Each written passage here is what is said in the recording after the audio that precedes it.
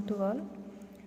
हमारा जो first unit था जिसमें हमने एस्कोमाइकोटीना का सेकेरोमाइसीस, पेनिसिलियम और एस्परजिलस को डिस्कस किया था, वहाँ तक हमारा फर्स्ट यूनिट कंप्लीट हुआ है। नेक्स्ट जो हम क्लास आज से स्टार्ट कर रहे हैं वो है बेसिडियोमाइसीटीज़।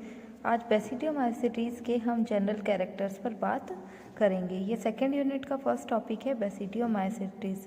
तो general features and important character of basidiomycetes, यानी जितने भी बेसिडियोमाइसीटीज़ के अंदर मेंबर आते हैं उनमें जो कॉमन फीचर्स हैं, हम आज की क्लास में उन कॉमन फीचर्स को डिस्कस करेंगे। नेक्स्ट जो भी क्लासेस होंगी उसमें बेसिडियोमाइसीटीज़ के जो भी मेंबर्स आपके सिलेबस में मेंशन्ड है, हम उन मेंशन मेंबर्स पर वन बाय वन क्लासेस लेंगे।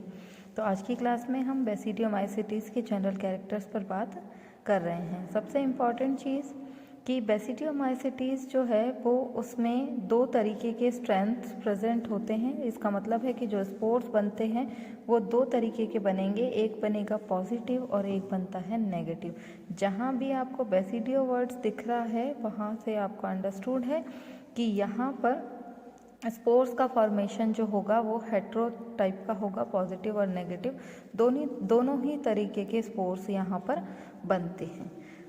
फीचर्स देखिए, the fungi commonly known as mushroom, toadstools, puff balls and bracket fungi. Bracket fungi के नाम से इसीलिए इसे जाना जाता है क्योंकि ये एक थैले जैसी जो है संरचना, उसमें ही एक ट्यूब का फॉर्मेशन होता है और उसी के अंदर ये स्पोर्स लगे हुए होते हैं। इसके अंदर जो भी है, एक अगैरिकस है जिसे हम मशरूम के नाम से जानते हैं। कुछ शेप इसके टॉडस्टोल लाइक के होते हैं। Puff balls, ball rounded shape structure है और ब्रैकेट फंजाई के नाम से भी इसे हम जानते हैं। साथ ही to this group also belong the rust and smuts. इसमें यहाँ पर जो स्पोर का फॉर्मेशन होता है उस स्पोर्स के फॉर्मेशन में स्टार्टिंग फेज में वो रेड येलो कलर के होते हैं, देन वो ऑरेंज और ऑरेंज से वो ब्लैक कलर में कन्वर्ट हो जाते हैं। तो ब्लैक जो पाउडरी बनता है उसे हम स्मट्स कहते हैं और रस्ट जो है वो रेड ऑरेंज कलर का स्पोर्स का फॉर्मेशन है। तो जैसे ही एसेक्सुअल रिप्रोडक्शन होता है, ड्यूरिंग असेक्सुअल रिप्रोडक्शन स्पोर्स बनेंगे और वही स्पोर्स जो हैं वो जिस पार्ट को इन्फेक्टेड करते हैं वो पार्ट में रेड ऑरेंज कलर का पैचेस दिखाई देता है। कुछ पाउडर सा रिलीज होता है इन्फेक्टेड पार्ट से कुछ, और वो पाउडर जो है वो पूरे एनवायरनमेंट में उस पूरी तरीके से डिस्पर्स हो जाता है, फैल जाता है। Rust and smuts responsible for disease of plant of economic importance. Economic importance वाले जितने भी प्लांट्स हैं ये उसमें इन्फेक्शन करता है। जैसे बेसिडियोमाइसीटीज़ का एक मेंबर है पक्सीनिया। ये पक्सीनिया जो है ये वीट में इन्फेक्शन करता है और इसके दो होस्ट होते हैं, एक वीट होता है और एक बारबरी लीफ होती है, ये उसमें इन्फेक्शन करता है। इसका मतलब है कि एक इन्फेक्शन तो ये यहाँ राजस्थान में करता है वीट वाले एरिया में, क्योंकि वीट का प्रोडक्शन यहाँ पर है इंडिया के अंदर, और एक जो है ये पूरा तरीके से हिल स्टेशन पर मूव कर जाता है जहाँ पर बारबरी लीफ को इन्फेक्टेड करता है और अपनी लाइफ साइकिल को कंप्लीट करता है। कुल मिलाकर के टोटली हम ये कह सकते हैं कि बेसिडियोमाइसीटीज़ के जो मेंबर्स हैं उन्हें अपनी लाइफ साइकिल को पूरा करने के लिए एक से ज़्यादा होस्ट की ज़रूरत पड़ती है। कुछ स्पोर्स जो हैं वो यहाँ पर ही बन जाते हैं प्राइमरी होस्ट के अंदर, और बाकी के स्पोर्स का फॉर्मेशन के बाद जो लाइफ साइकिल कंप्लीट हो रही होती है उसे कंप्लीट करने के लिए इसे सेकेंडरी होस्ट की ज़रूरत पड़ती है। और ज़्यादातर ये उन प्लांट्स को इफ़ेक्ट करता है जिनकी हमें इकोनॉमिकली बहुत ज़रूरत होती है। इकोनॉमिक हमारे इम्पोर्टेंस वाले प्लांट है जैसे वीट है, बार्ले है, ये इन पर इन्फेक्शन ज़्यादा करते हैं, तो पूरी तरीके से क्रॉप को डैमेज कर देते हैं, खपत को नष्ट कर देते हैं। इस कारण से ये फंजाई जो है वो थोड़ी सी हार्मफुल फंजाई हम इसे कह सकते हैं।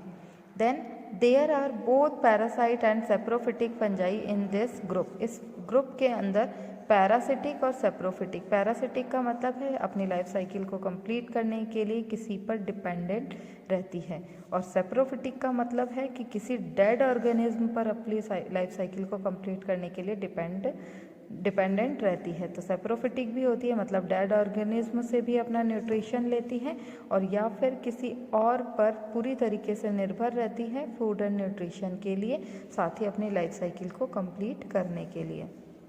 Then mostly fungi are terrestrial fungi. Terrestrial fungi का मतलब होती है कि किसी स्थल पर पाए जाने वाली फंजाई। एक होता है मतलब सॉइल सरफेस में ही रहती है, सॉइल के अंदर जो हमारा होस्ट होता है। जैसे हम अभी बात करें बेसिडियोमाइसिटीज़ का एक मेंबर पे जो है हमारे जो इन्फेक्टेड करता है वीट को, ठीक है, पक्सीनिया, वो पक्सीनिया वीट को इन्फेक्टेड करता है। तो जो वीट प्लांट है, उस वीट प्लांट के जो टिश्यूज़ हैं, चाहे वो रूट पार्ट है जो कि सॉइल के कांटेक्ट में रहता है, स्टेम पार्ट जो कि एरियल पार्ट है, उनमें ही इन्फेक्शन ये कर देती है। तो टेरेस्ट्रियल है, टेरेस्ट्रियल मतलब स्थल पर रहने वाली है। कुछ एक्वेटिक फंजाई भी होती हैं, तो यहाँ पर इस केस में ये कौन सी फंजाई है, ये टेरेस्ट्रियल है, स्थल पर पाई जाने वाली फंजाई है, होस्ट में ही प्रेजेंट रहती है।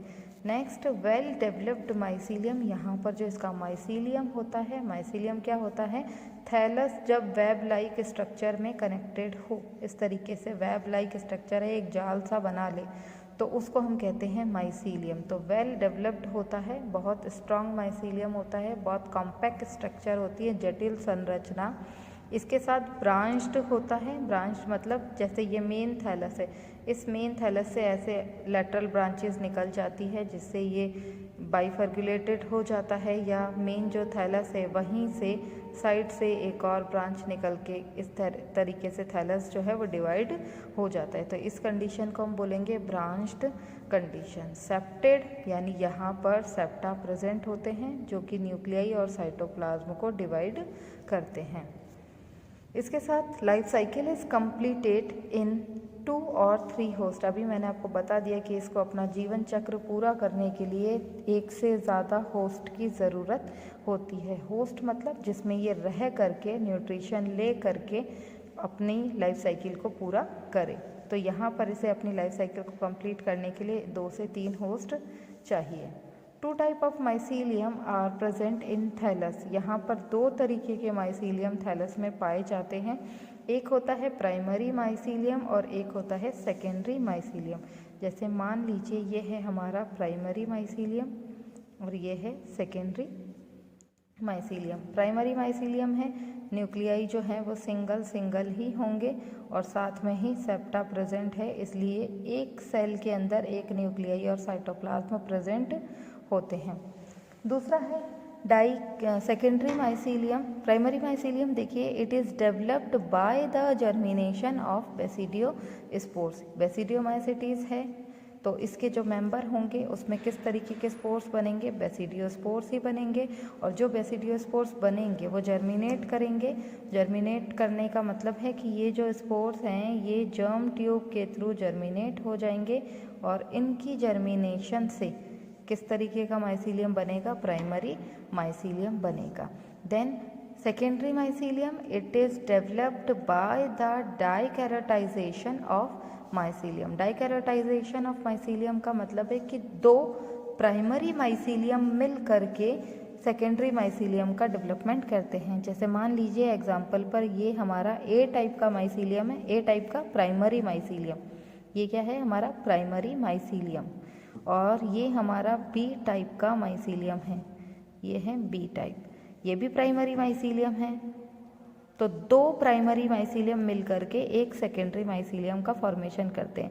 यहाँ पर न्यूक्लियाई को हमने इस तरीके से डिनोट किया है, इस केस में हम इस तरीके से ब्लैंक पार्ट पे डिनोट कर देते हैं। देन इन दोनों के बीच में एक फ्यूज़न होता है, या ये एक दूसरे के जैसे ही कांटेक्ट में आते हैं तो यहाँ पर न्यूक्लियाई जो है वो आपस में एक साथ हो जाते हैं, जिसे हम कहते हैं क्लैम्प कनेक्शन।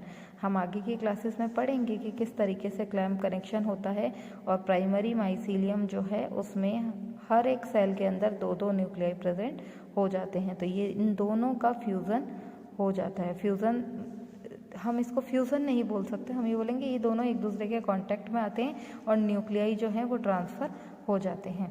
तो इस जिस तरीके से ये फॉर्मेशन होता है उसे हम कहेंगे क्लैम्प कनेक्शन। हम आगे की मेंबर्स में आपको बताएंगे कि किस तरीके से क्लैम्प कनेक्शन होता है। तो दो प्राइमरी माइसीलियम मिल करके एक सेकेंडरी माइसीलियम का डेवलपमेंट करते हैं, तो ये कहलाता है हमारा सेकेंडरी माइसीलियम।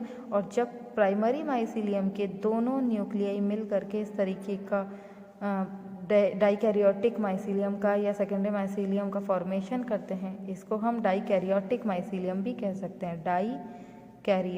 डाइकैरियोटिक का मतलब क्या होता है?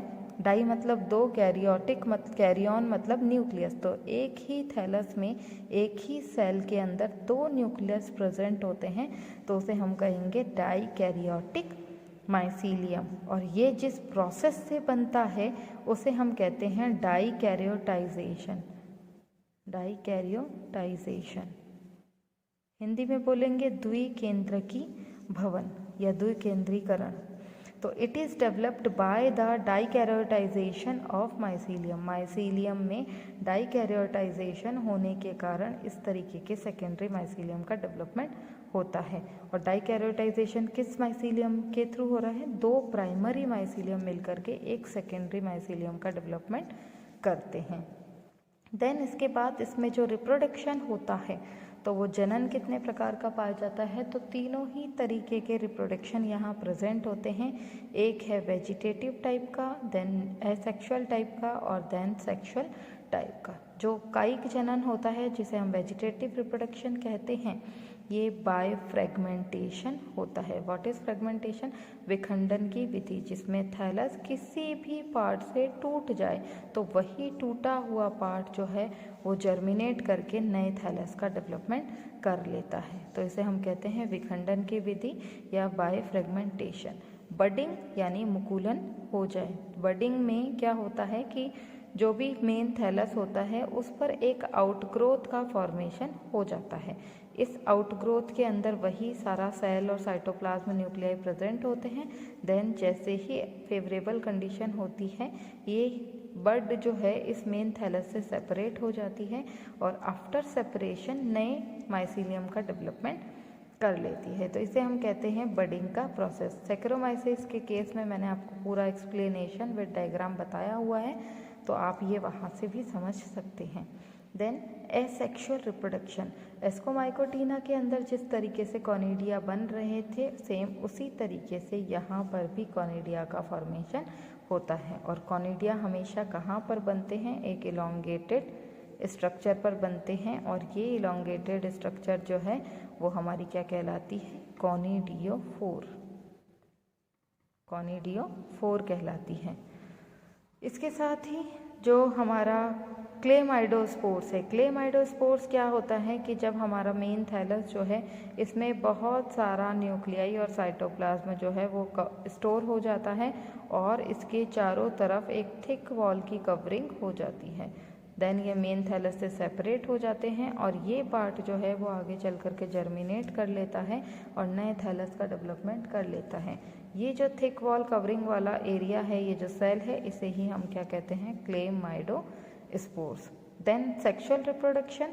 सेक्सुअल रिप्रोडक्शन जो है स्पर्मेटाइजेशन। स्पर्मेटाइजेशन में कोई स्पेशली सेक्स ऑर्गन नहीं होते हैं, कुछ हाइफी ही प्रेजेंट होते हैं और उन हाइफी के मूवमेंट से ही स्पोर्स के बीच के जो न्यूक्लियाई है वो फ्यूज्ड हो जाते हैं। और या फिर हम कह सकते हैं क्लैम्प कनेक्शन, जो कि डाइकैरियोटाइजेशन की प्रोसेस से में बनता है। तो ये है बेसिडियोमाइसिटीज के जनरल कैरेक्टर्स। आज की क्लास के लिए इतना ही। कल की क्लास में हम इसके मेंबर्स पर बात करेंगे। Thank you.